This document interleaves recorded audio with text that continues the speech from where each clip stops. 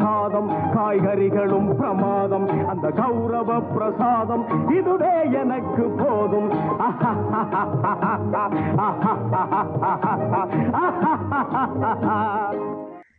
Hi friends, welcome to Alli's Darbar. இந்த நாள் இனிய நாளாக அமைய வாழ்த்துக்கள். இன்றைக்கி மத்தியானம் லன்ச்சு மெனுவில் லன்ச் காம்போ என்னன்னு பார்த்தீங்கன்னா கீ ரைஸ் அண்ட் கோஃபி மஞ்சூரியன். இது ரெண்டும் தாங்க பண்ண போகிறேன். ஃபஸ்ட்டு கீ ரைஸ் ரெடி பண்ணிடலாம். அதுக்கு நான் எங்கள் வீட்டுக்கு தகுந்த மாதிரி மெஷர்மெண்ட்டுக்கு நான் இந்த பாத்திரத்தை எடுத்துகிட்டு இதால் 1 கப்பு பாசுமதி ரைஸ் எடுத்திருக்கேங்க. நீங்கள் மெஷர்மெண்ட்டுக்கு எந்த பாத்திரம் வேணாலும் நீங்கள் எடுத்துக்கோங்க. இப்போ இதை நல்லா களைஞ்சிட்டு குக்கிங் வாட்டரு, இப்போ இது 1 கப்புக்கு 2 கப்பு. நான் டைரெக்டாக தான் அப்படியே நான் கீ ரைஸ் ரெடி பண்ண போகிறேன். அதனால் 1 கப்புக்கு 2 கப்பு தண்ணி ஊற்றலாங்க. 2-2.5 வரைக்கும் தண்ணி ஊற்றலாம். அதனால் இதை நான் நல்லா கழுவிட்டு இந்த 2.5 அளவு தண்ணி குக்கிங் வாட்டர் அதையே இந்த அரிசியில் சேர்த்து ஒரு 20 மினிட்ஸ் 20 to 25 மினிட்ஸ் இதை ஊற வைக்க போகிறேங்க. ஓகே, அடுத்தது இந்த கீ ரைஸுக்கு தேவையான வெங்காயங்க. நான் மீடியம் சைஸாக ஒரு 3 வெங்காயத்தை நீட்டாக நறுக்கி வச்சுருக்கேன். ஒரு 3 பச்சை மிளகாய் நறுக்கி வச்சுருக்கேங்க. இப்போ நான் கீ ரைஸ் தாளிக்கும்பொழுது அது எதுக்கு உண்டான இன்க்ரீடியன்ஸோடு நான் சொல்லி உங்களுக்கு செஞ்சு காட்டுறேன்.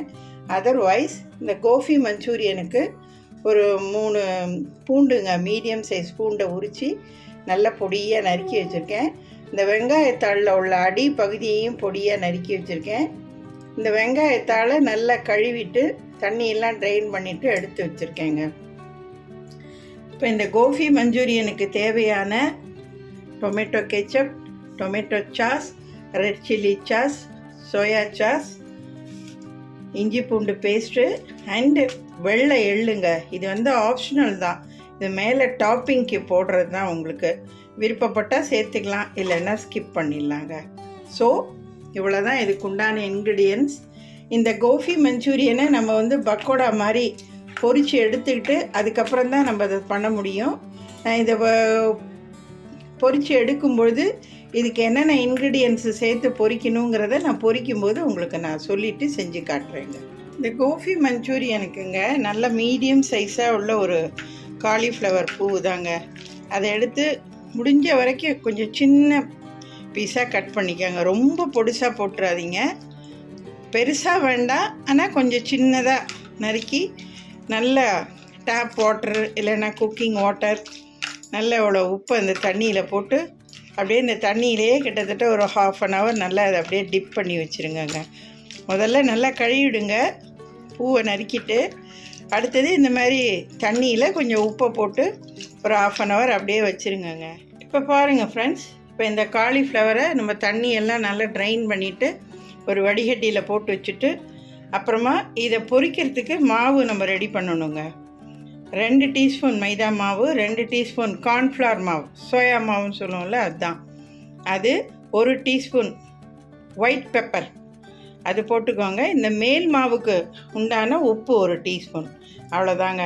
இதை எல்லாத்தையும் நல்லா கலந்துட்டு கொஞ்சம் தோசை மாவு பக்குவத்தோடு இன்னும் கொஞ்சம் டைல்யூட்டாக இருக்க மாதிரி, அதுக்குன்னு ரொம்ப தண்ணி எடுத்து ஊற்றிடாதீங்க.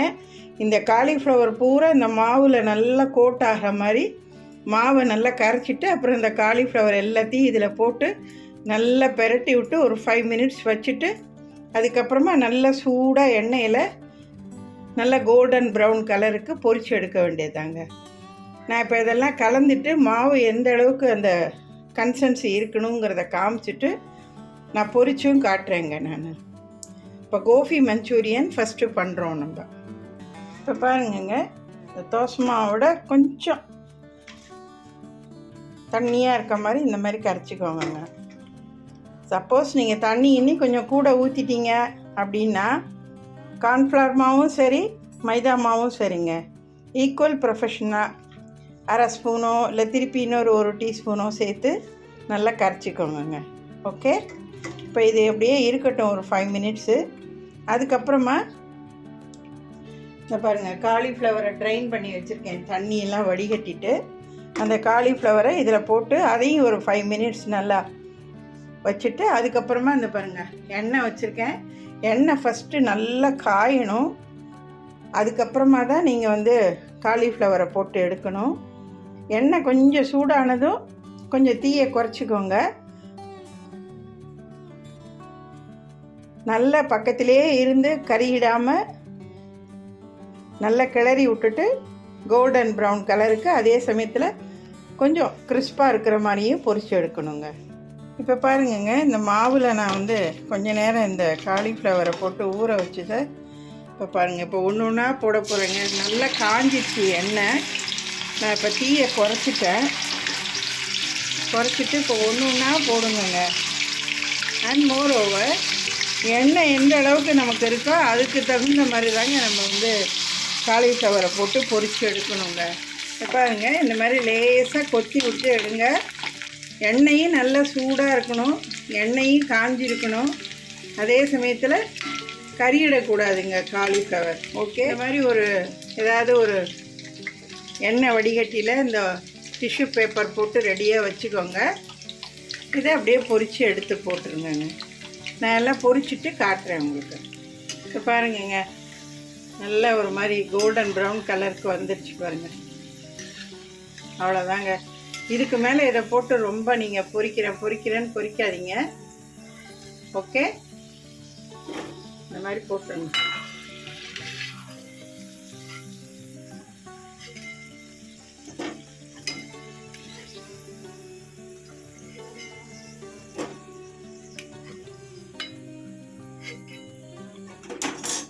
இப்போ அடுத்தது இந்த மாதிரிங்க, நல்லா இந்த ஏற்கனவே உள்ள அந்த மாவில் நல்லா இந்த காலிஃப்ளவரை பிசைஞ்சு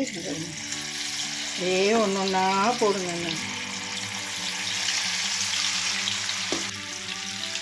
அதாங்க, இது மாதிரி எல்லாத்தையும் ஒரு ஈடும் பொரித்து எடுத்து வச்சுக்கோங்க. ஓகே, இப்போ பாருங்கங்க, எல்லா காலிஃப்ளவர் எல்லாத்தையுமே நல்லா கிறிஸ்பியாக பொரித்து எடுத்தாச்சுங்க. சும்மா இதுவே அப்படியே வெறும் வாயிலே தின்னிடலாம் போல இருக்குது. அவ்வளோ நல்லா இருக்குங்க, சூப்பராக. ஸோ இந்த அளவுக்கு இருக்க மாதிரி அதே சமயத்தில் காலிஃப்ளவர் எடுத்து சாப்பிட்டா கசந்துடக்கூடாது. நீங்கள் முருகல் ஆகணும்னு சொல்லிட்டு போட்டு ரொம்ப டீப் பண்ணிங்கன்னா ஒரு மாதிரி கசந்து போயிடும். அதனால் இங்கே ரொம்ப கவனமாக பொரிச்சு எடுக்கணுங்க காலிஃப்ளவரை. இப்போ இதை தாளிக்கிறதுக்கு இப்போ இந்த காலிஃப்ளவரை நம்ம பொரித்தோம் இல்லையா, அந்த எண்ணெயே கூட நீங்கள் யூஸ் பண்ணிக்கலாம்.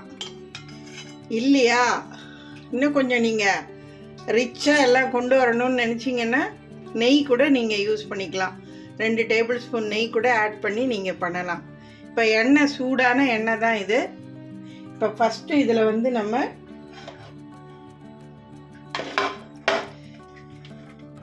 பொடியாக நறுக்கணும் இல்லையா, இந்த பூண்டை ஃபஸ்ட்டு போட்டு இது கொஞ்சம் லைட்டு கோல்டன் ப்ரௌன் கலர் வர வரைக்கும் இதை நம்ம வதக்குவோங்க. நம்ம தீயை கொஞ்சம் மீடியம் ஃப்ளேமாக வச்சுக்கோங்க,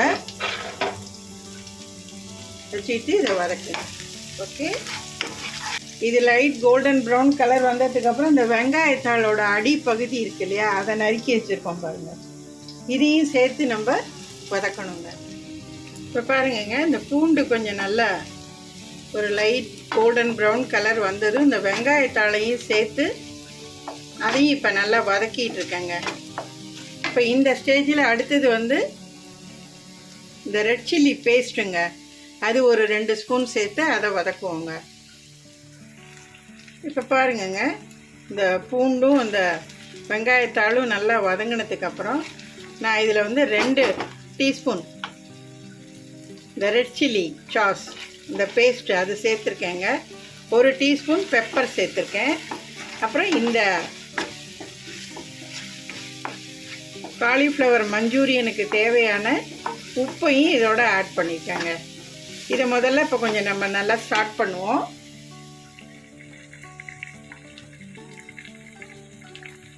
இப்போ பாருங்கங்க, ரெட் சில்லி சாஸ் சேர்த்ததுக்கப்புறம் நான் வந்து ஒரு 2 டீஸ்பூனுங்க டொமேட்டோ கெச்சப் சேர்த்துருக்கேன்.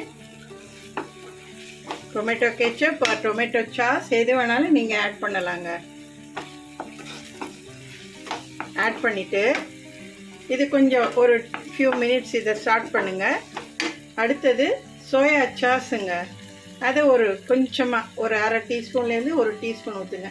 ஏன்னா சோயா சாஸ் நீங்கள் நிறைய சேர்த்துட்டீங்கன்னு சொன்னால் அந்த கலர் டாமினேஷன் தான் உங்களுக்கு ஜாஸ்தியாக இருக்கும்.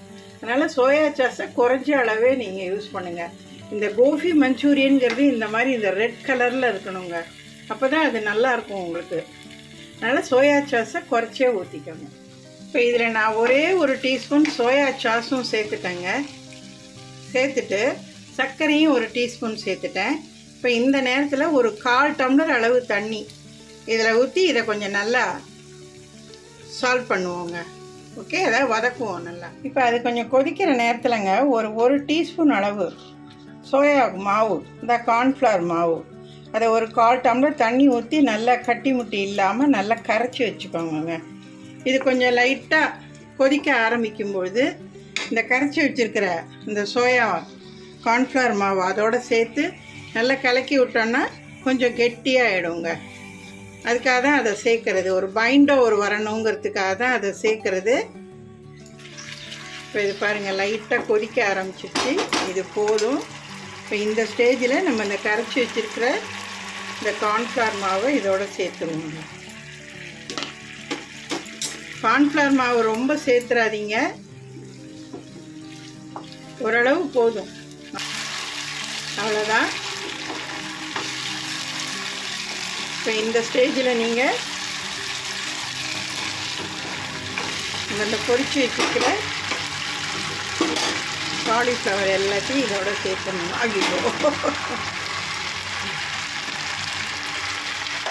சேர்த்துட்டு இதை நல்லா ஒரு தடவை பெரட்டி விடணுங்க. தீயை நல்லா குறைச்சிருங்க.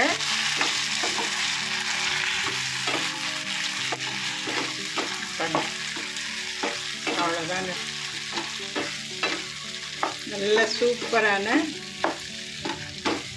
நல்லா நம்ம ஹோட்டல் ஸ்டைல்லலாம் நமக்கு கொடுப்பாங்க பாருங்கள், சேம் அதே மாதிரியான காலிஃப்ளவர் மஞ்சூரியனுங்க.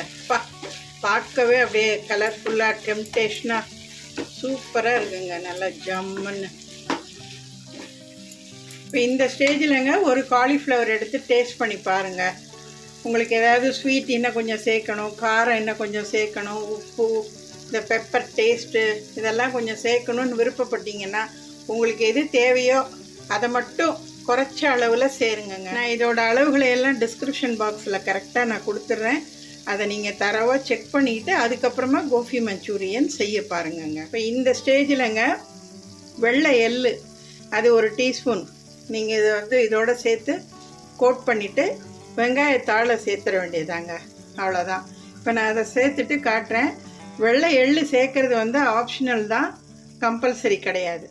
இப்போ பாருங்கங்க, வெள்ளை எள்ளும் சேர்த்துட்டேன், இந்த வெங்காயத்தாளையும் சேர்த்துட்டேங்க. ஸோ கோபி மஞ்சூரியன் அவ்வளோதான். செமையாக இருக்குங்க, நல்லா நேம்னு எடுத்து சாப்பிட்டு பார்ப்போமா? சின்ன பீஸா பாருங்க. வா வா வா பா, செமையாக இருக்குங்க, நல்லா. அவ்வளோதாங்க, இது அப்படியே வேறு ஒரு பாத்திரத்துக்கு ட்ரான்ஸ்ஃபர் பண்ணிடுங்க.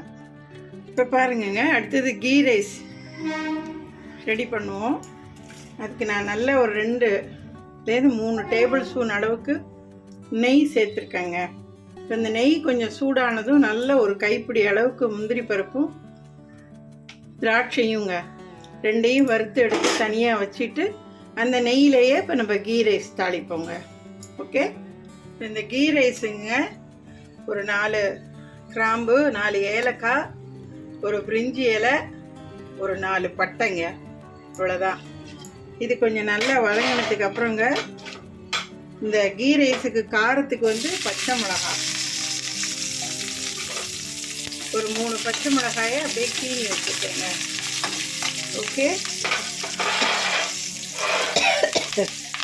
இப்போ இது வதங்கினதுக்கு அப்புறம் நம்ம நறுக்கி வச்சிருக்கிற வெங்காயத்தை நல்லா வதக்குவோங்க. இப்போ பாருங்கங்க, வெங்காயம் நல்லா வதங்கிடுச்சு. இதில் 1 டீஸ்பூன் இஞ்சி பூண்டு பேஸ்ட்டும் ஆட் பண்ணேங்க. பண்ணி தான் வதக்கிட்டு இருக்கேன். கொஞ்சம் வெங்காய கலர் கொஞ்சம் டர்ன் ஆனதுக்கப்புறம் இந்த ஊற வச்சு வடிகட்டின அரிசியை இதோட சேர்த்து போட்டு ஒரு நிமிஷம் நல்லா வதக்கிட்டு எந்த கப்பால் நம்ம எடுக்கிறோமோ அதே கப்பால் 2 கப்பு 1க்கு 2 தண்ணி. இது டைரெக்டாக பண்ணுறதுனால சாதம் வேகணும் இல்லையா, அதுக்காக தான் நான் 1க்கு 2 கப்பு சேர்க்குறேன். நான் இப்போ பாருங்கங்க, ஊற வச்ச அரிசியும் சேர்த்து சும்மா ஜஸ்ட்டு ஒரு நிமிஷம் வதக்கினா போதுங்க. ரொம்ப வதக்குனீங்கனால அரிசி உடஞ்சி போயிடும். ஏன்னா அரிசி ஊர்ன அரிசி இல்லையா, நம்ம போட்டு ரொம்ப பெரட்டுன்னு பெரட்டினோன்னா அரிசி உடஞ்சி போயிடும். இப்போ நான் இந்த குக்கிங் வாட்டரை சேர்த்து தான் நான் ஊற வச்சுருந்தேன். ஸோ அந்த தண்ணியே அளந்து நான் ஊற்ற போகிறேங்க. இப்போ பாருங்கங்க, அரிசியை வறுத்துட்டு நான் மெஷரிங் கப் எதால் எடுத்தோன்னா அதாலே 2 கப்பு தண்ணியை ஊற்றி உப்பு போட்டு 1 டேபிள் ஸ்பூன் லெமன் ஜூஸும் கலந்துட்டேங்க. இப்போ இந்த தண்ணியை நீங்கள் டெஸ்ட் பண்ணி பார்த்துக்கோங்க, உப்பெல்லாம் சரியாக இருக்கா என்னன்னுட்டு. இப்போ அவ்வளோதாங்க. அப்படியே இந்த மூடியை போட்டு அப்படியே மூடி ஒரு மீடியம் ஃப்ளேம்லங்க ஒரு 20 to 25 மினிட்ஸ் அப்படியே சாதத்தை வேக வச்சு எடுத்துட வேண்டியதாங்க.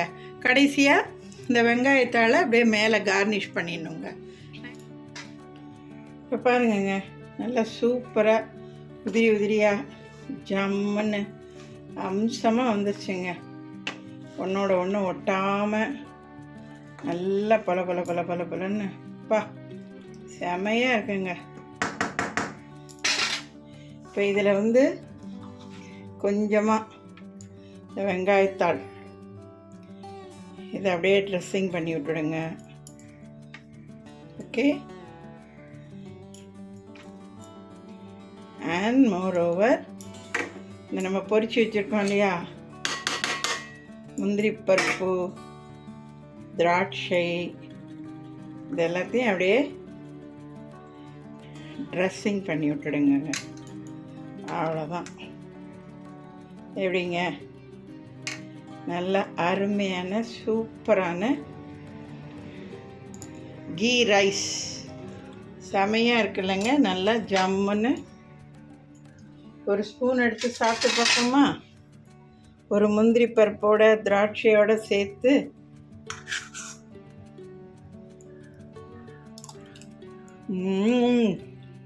பா செமையாக இருக்குங்க.